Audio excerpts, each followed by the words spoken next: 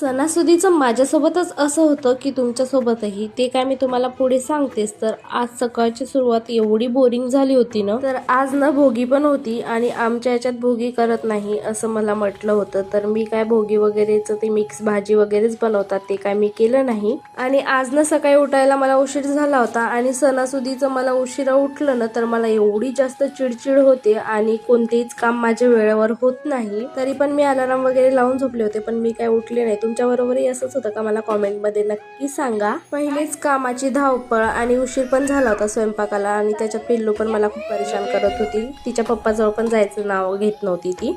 तर आधी ना तिला मी शांत केलं आणि इथे ना वरण भाताचं कुकर वगैरे लावून घेतलं. असं वाटत होतं आजचा दिवस कुठून निघाला. संध्याकाळी खूप जास्त डोकं वगैरे दुखत होतं. चहा वगैरे घेतला. कोणताही सण आला तरी ही मेहंदी तर आलीच. रात्री मेहंदी वगैरे काढून घेतलं आणि इकडे यांची अशी काही मस्ती चालू होती. चला मग बाय.